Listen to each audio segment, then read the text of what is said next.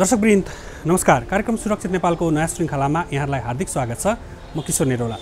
राष्ट्र विपद जोखिम न्यूनीकरण तथा व्यवस्थापन प्राधिकरण र नेपाल टेलिभिजनको संयुक्त प्रस्तुति कार्यक्रम सुरक्षित नेपालमा हामीले नेपालमा हुन सक्ने र जान सक्ने प्राकृतिक र गैर प्राकृतिक विपदबारे यहाँलाई जानकारी दिँदै क्षति न्यूनीकरणका लागि प्रयासस्वरूप हामीले कार्यक्रम निर्माण गर्दै आएका छौँ। साथसाथै प्राधिकरणका हप्ताभरिका गतिविधि समेत कार्यक्रममा चर्चा गर्दै आएका छौँ। आजको श्रृङ्खलामा पनि प्राधिकरणका पछिल्ला गतिविधि लिएर उपस्थित भएका छौँ। दर्शकवृन्द, राष्ट्र विपद जोखिम न्यूनीकरण तथा व्यवस्थापन प्राधिकरणले पछिल्लो समय पूर्व चेतावनी प्रणालीमा आधारित 2 दिने राष्ट्र कार्यशाला सम्पन्न गरेको छ। मुख्य गरी विपद व्यवस्थापन र विपद जोखिम न्यूनीकरणका सवालमा विभिन्न सरकारवाला निकायबीच सहकार्य गर्ने, साझेदारी गर्ने र समन्वय गर्ने उद्देश्यका साथ उक्त कार्यशाला राजधानीमा सम्पन्न भएको हो। संयुक्त राष्ट्रसङ्घले सन् 2027 सम्म विश्वमा पूर्व चेतावनी प्रणाली मार्फत विपद जोखिम न्यूनीकरण गर्ने अभियान सुरु गर्दैछ र यस पहिलो अभियानमा नेपालसहित 30 वटा देशहरू सहभागी हुँदैछन्। कार्यक्रममा यसै सम्बन्धमा तयार पारेको यो विशेष रिपोर्ट प्रस्तुत गर्दैछौँ।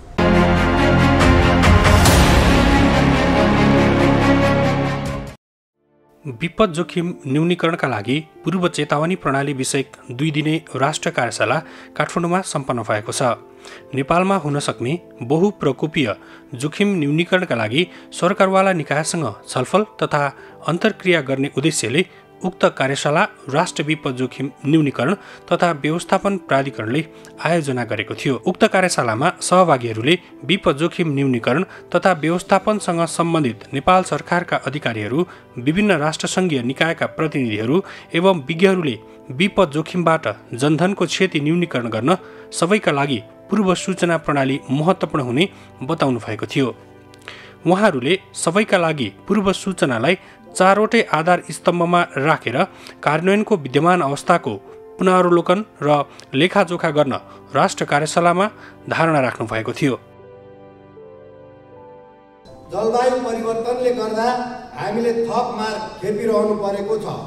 अकल्पनीय विपदको सामना गर्नु परिरहेको छ।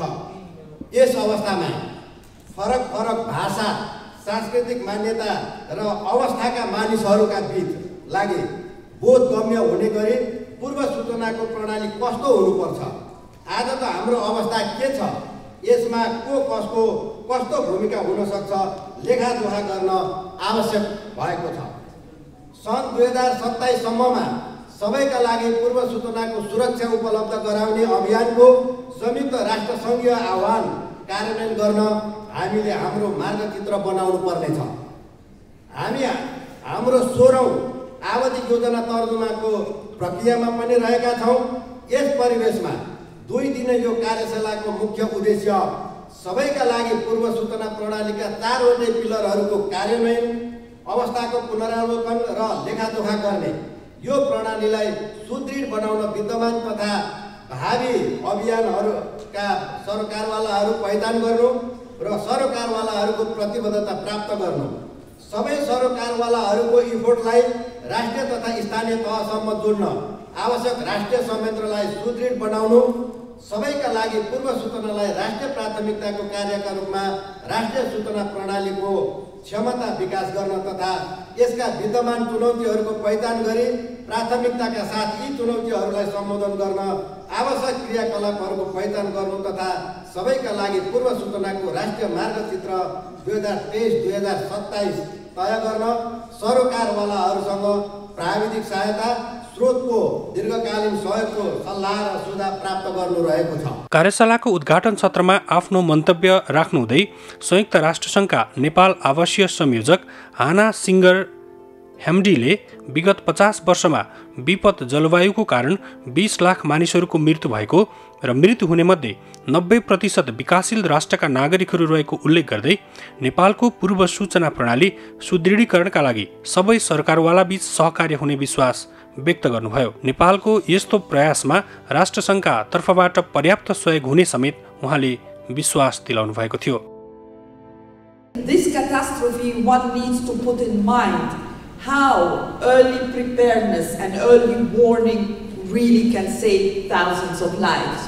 Recently, from what I have read, that in the last 5 decades, the disaster have caused 2 million deaths. Nearly 90% are in our parts in developing countries. very disturbing numbers. So what is the message? The message from all what we heard from the excellent presentations and the excellent speeches. It is now urgently, we need to urgently have robust, inclusive, people-centered, multi-hazard early warning systems from our mountains to the Terai plains that can warn people of impending storms, floods or droughts. उद्घाटन सत्रका अध्यक्ष एवं राष्ट्र विपद जोखिम न्यूनीकरण तथा व्यवस्थापन प्राधिकरणका कार्यकारी प्रमुख अनिल पोखरेलले विपद जोखिम न्यूनीकरण तथा व्यवस्थापन कार्यकारी समितिको 2078 माघ 14 गते बसेको बैठकले बहुप्रकोपीय राष्ट्रिय पूर्व सूचना प्रणालीको अवधारणा पत्र र कार्ययोजना बनाउन प्राधिकरणलाई निर्देशन दिए बमोजिम विभिन्न सरकारवाला निकायका प्रतिनिधिहरू सम्मिलित कार्यदल भइसकेको र उक्त कार्यदलले द्रुत गतिमा काम गरिरहेको समेत उहाँले जानकारी दिनुभयो। The technical capacity, especially in understanding this complex cascading disasters, which is completely beyond our understanding often at times. This is where we require global partnerships, we require the agencies such as NASA's and Copernicus and scientists and people who would be able to kind of help us, train us, handhold us, and have that capacity. But also financing. We've seen that again, in the absence of financing, all these pillars would not be coming to fruition. So back of the envelope workout has shown that we need $650 million. पोखरेलका अनुसार नेपालमा पूर्व सूचना प्रणाली स्थापनाका लागि करिब 80 अर्ब रुपैयाँ लाग्ने अनुमान गरिएको छ। They've also helped in other countries, if you look at it, minimize economic losses resulting from various water, weather, climate-related hazards. But still, there's so many gaps, especially in the context of mountainous countries like Nepal. Early warning system, as mentioned by Marco as well, but it's an adaptive measure for climate change, using integrated communication systems to help communities prepare for hazardous climate-related events. We're really glad that Nepal is selected in the top 30 countries for early warning for all initiatives announced by the UN Secretary General and to be part of the executive action plan on early warnings for all, aimed at ensuring that everyone on the planet is protected by early warnings within the next 5 years. We're really thankful to the UN office and particularly to UN Secretary General, UN Garner and the whole family. जल तथा मौसम विज्ञान विभागका महानिर्देशक doctor जगदीश्वर कर्मचार्यले telecom कम्पनीहरूको सहयोगमा mobile सन्देश मार्फत मौसम तथा बाढी सम्बन्धी पूर्व सूचना सम्प्रेषण गरिरहेको र केही समयता प्रभावमा आधारित पूर्व सूचना प्रणाली पनि सुरु गरिएको जानकारी दिनुभयो। As already pointed out, in case of Nepal, huge investment is required to establish and enhance the various components of early warning systems I mentioned. And for a multi-hazard early warning system, close collaboration and engagement amongst the stakeholders is also essential. Department of Hydrology and Meteorology in Nepal, DHM, which was established more than 5 decades ago, has been providing hydrometeorological services in Nepal, including 24/7 weather forecast service throughout the year, and in recent years, flood forecasting service during the monsoon season. We issue these forecasts, special bulletins through various mediums like websites, social media. And from last 7-8 years, we have also been providing mass express service for flood-related alert and warning in affected basin, which has been very effective in saving life and property, life and livelihood. विपद जोखिम न्यूनीकरणका लागि संयुक्त राष्ट्रसङ्घीय कार्यालय UNDRR का Harold rice, सोही कार्यालयका क्षेत्रीय प्रमुख मार्को टोक्कानो, रिभाल्ट international federation for red crescent का नेपाल प्रमुख अजमत उल्लाले पूर्व सूचना प्रणालीले सुदृढीकरण गर्न नेपालको प्रयासमा आफ्नो संस्थाबाट सहयोग उपलब्ध हुने प्रतिबद्धता व्यक्त गर्नुभएको थियो। 24-hour warning can save up to 30%. That is a lot. And this basically means human, natural, and capital assets which are essential to sustainable development and achieving the SDGs. The significant economic values and savings are critical to support productivity and the important efforts of the government of Nepal to graduate from the LDC status in a way that is sustainable and irreversible. This is something that ministries of finance, central banks, should take into account and should be helped in using disaster risk information in economic and financial terms when they actually then develop the financing and the planning strategies for the countries. Within this room alone, there are many, many experts who bring a lot to the table and really have a lot to add in this conversation. And so we're really thankful for you all to be here. A few things to highlight. I think, you know, the BPAT portal is famous in the region and globally and recognized as one of the greatest sort of systems for risk information collected and used at the local level. So to continue elevating that system and to utilize it for early warning systems will be critical. I'm not sure if she's in the room right now, but someone from Nepal is also a finalist for the Women's International Network for Disaster Risk Reduction's 2023 Excellence Award. So, you know, gender champions here and then making sure that women's voices are elevated and heard in this conversation as decision makers and not as vulnerable groups, but rather as agents of change and people to make decisions and move that conversation forward as well. I just want to say a few words about our member here in Nepal. With the support of the IFRC and its network here in Nepal, the Nepal Red Cross is a de facto auxiliary to public authorities, similar to many places around the world. And it's uniquely mandated by the government to support in reducing and managing disaster risk, preparing for and responding to disasters. And it has got about 120,000 volunteers throughout the territory of Nepal. It gets its technical and financial support through the IFRC and its members, including proven track record on early warnings and anticipatory actions.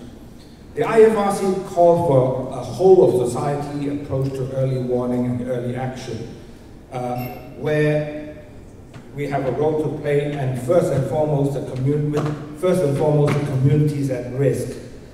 In the coming days, we really want to highlight the importance of, you might have heard, it's not a new terminology, the last mile, reaching the most vulnerable, that those we serve.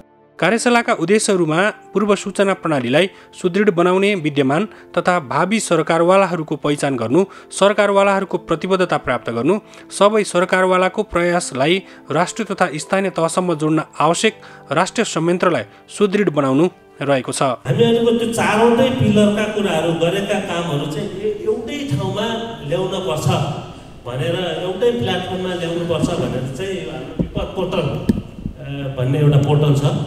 त्यो पोर्टलमा सबै अब dashboard, incident, damage and loss, real time profile, risk information, data, archive, risk visualising risk, त्यस्तै गरी impact based forecasting, सबै कुराहरू चाहिँ त्यहाँ ल्याएपछि मात्रै हामी मल्टी-हजार अर्ली वार्निङ सिस्टम चाहिँ अलि राम्रोसँग गर्न सक्छौँ, त्यो सिस्टमको पिलरहरूमा काम गर्न सक्छौँ भन्ने कुरा चाहिँ यहाँ देखाउनु खोजेको छ। यो पनि काम भइरहेको छ, तर जति हुनुपर्ने त्यति चाहिँ अझ गर्न बाँकी नै छ। Capacity and resources.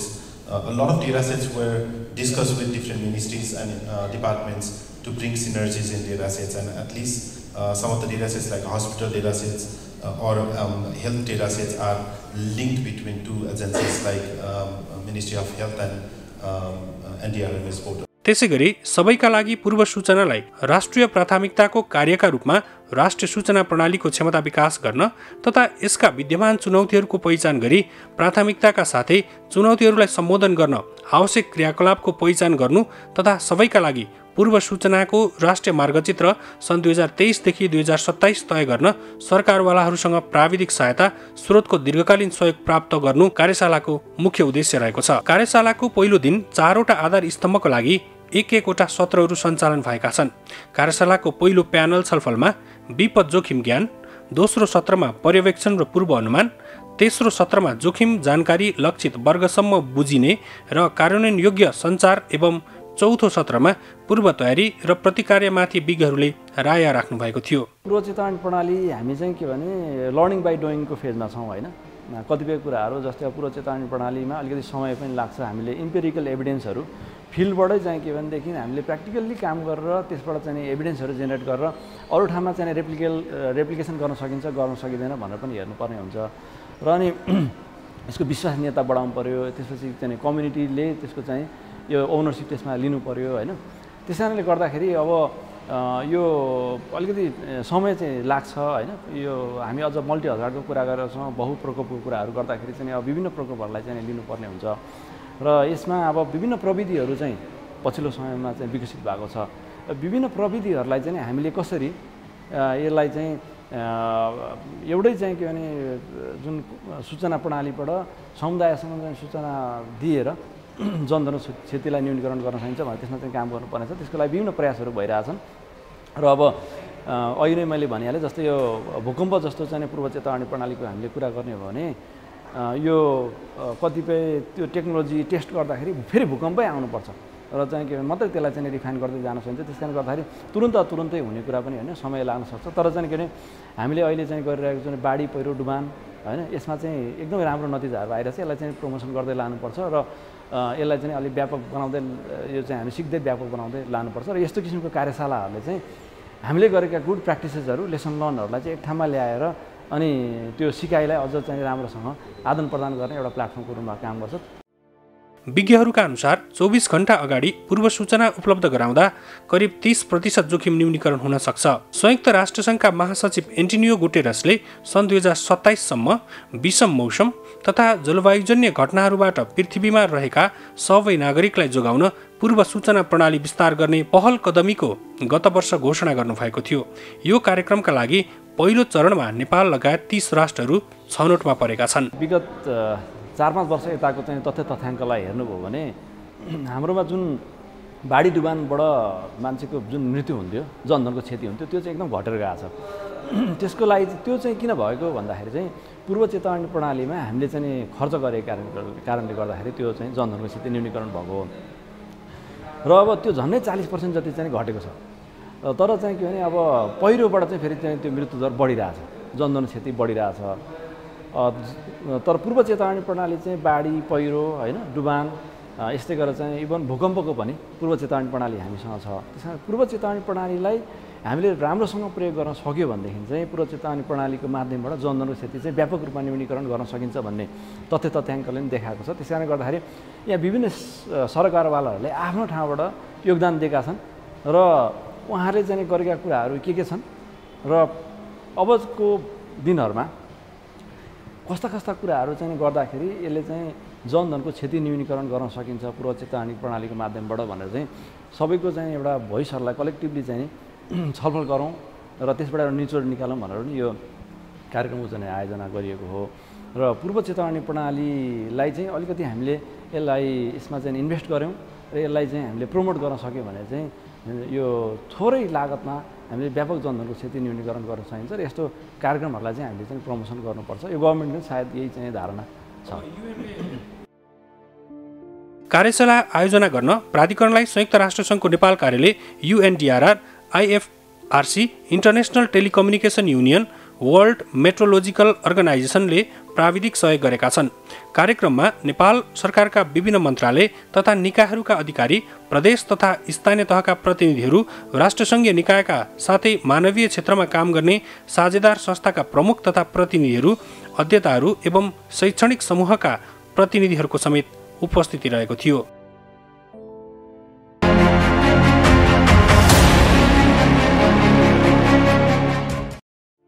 सबै प्रकारका प्रकोपहरूको प्रभावलाई न्यूनीकरण गर्न र आम नागरिकलाई सबै किसिमका विपदबाट सुरक्षित राख्न राष्ट्र विपद जोखिम न्यूनीकरण तथा व्यवस्थापन प्राधिकरणको पहलमा विभिन्न 6 जिल्लामा यतिबेला विपद पूर्व सूचना प्रणाली लागू गरिएको छ। नेपालमा पूर्व चेतावनी प्रणालीबाट सम्भावित खतराहरू पत्ता लगाउन र समुदायलाई समयमै जानकारी गर्नको लागि यो प्रणाली लागू गरिएको हो। स्थानीय समुदायलाई आवश्यक सावधानी अपनाउन, आवश्यक परेमा सुरक्षित स्थानमा स्थानान्तरण गर्न मद्दत पुग्ने अपेक्षा सहित यो प्रणालीको कार्यान्वयन विभिन्न जिल्लाका 34 स्थानमा स्मार्ट साइरन जडान गरी भइसकेको छ। पूर्व चेतावनी प्रणालीले प्राकृतिक प्रकोपको समयमा मानव जीवन र सम्पत्तिको क्षतिलाई कम गर्न महत्त्वपूर्ण भूमिका खेल्ने अपेक्षा समेत गरिएको छ। पूर्व सूचना प्रणालीमा हामीले बहुप्रकोप पूर्व सूचना प्रणाली भने तापनि अहिलेलाई हामीले चाहिँ विशेष गरेर बाढीलाई लिएर यो पूर्व सूचना प्रणालीलाई अघि बढाएका छौँ, जसमा हामीसँग NDRRMले सपोर्ट गरेको एउटा बहुप्रकोप पूर्व सूचना प्रणालीको लागि साइरन उपलब्ध गराएको छ त्यो साइरनबाट पनि हामीले सूचना प्रदान गर्ने गरेका छौँ। यो वर्षको बाढीमा हामीले चाहिँ पूर्व सूचनाको लागि समुदायमा आधारित भाषाभाषीको कुराहरू पनि प्रयोग गरेर टिकापुरमा विशेष गरेर थारू समुदायको बस्ती छ र त्यो उसमा चाहिँ हामीले थारू भाषामा र नेपाली भाषामा हामीले दुई थरीको भाषामा त्यो साइरनबाट हामीले चाहिँ सूचना प्रसारण गरेका थियौँ र त्यो सूचनामा जम्मा 28 सेकेन्ड 30 सेकेन्ड भन्नुभएको थियो तर हामीले 28 सेकेन्डको मात्रै रेकर्डिङ गरेर बजाउन सफल भएका थियौँ र हामीले सँगसँगै अब साइरनको जुन अरू त्यसमा दिएको विकल्पहरू पनि पहिचान गरेर त्यो साइरनहरूबाट हामीले बजाउने गरिराखेका छौँ। अर्को भनेको हाम्रो टिकापुर नगरपालिका लगायतको वरिपरिको समुदायहरूमा चाहिँ एउटा बर्घर र चिराकी प्रथा छ। त्यो बर्घर प्रथा भनेको टिकापुर नगरपालिकामा एउटा गाउँको एकजना बर्घर हुन्छन् र उहाँ बर्घरले भनेको कुराहरू समुदाय लेभलमा चिराकीलाई जानकारी गराउन यदि बर्घरले भन्नुभयो भने चिराकीले प्रत्येकको घरमा जानुहुन्छ र त्यो खबरहरू चाहिँ घर घरमा पुर्याउनुहुन्छ। त्यसको लागि हामीले चाहिँ बर्घरलाई अगाडि पूर्व सूचनामा बर्घरहरूलाई पनि समेटेका छौँ। टिकापुर नगरपालिकाले एउटा विपद पूर्व सूचना संयन्त्र भनेर निर्माण गरेको छ।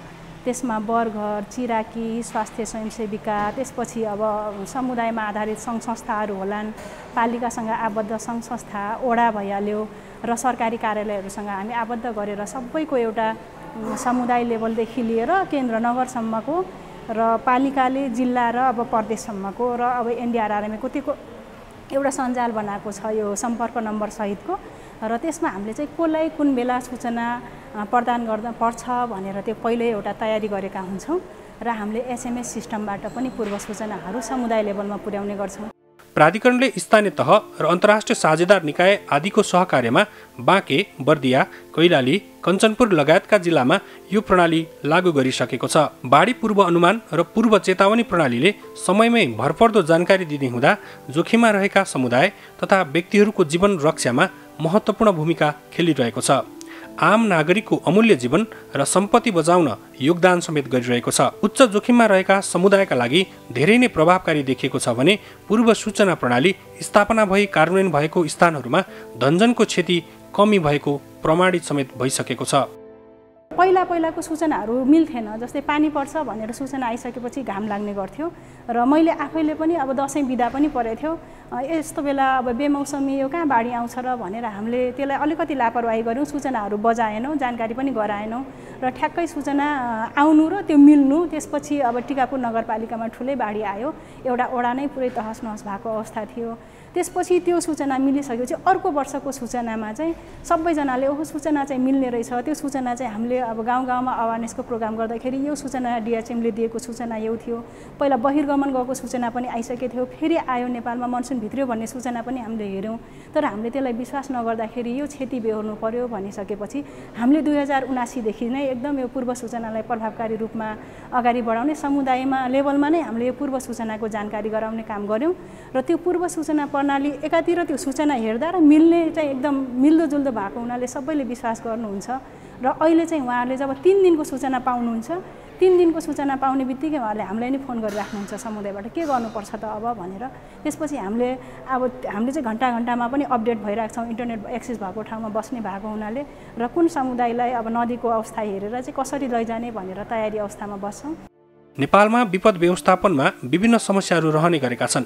विपद आएपछि मात्र त्यसको रोकथाम, न्यूनीकरण, उद्धार, पुनर्स्थापना एवं पुनर्निर्माणमा ध्यान पुग्छ भन्ने विषयलाई चिर्न प्राधिकरण मार्फत प्रयासहरू भइरहेका छन्। पूर्व चेतावनी प्रणालीको कार्यान्वयनमा विभिन्न समस्या तथा चुनौतीहरू पनि कायमै छन्। सबै किसिमका चुनौतीको सामना गर्दै बहुप्रकोपीय जोखिम न्यूनीकरणका लागि सबै सरकारवाला निकायले हातेमालो गर्न जरुरी छ।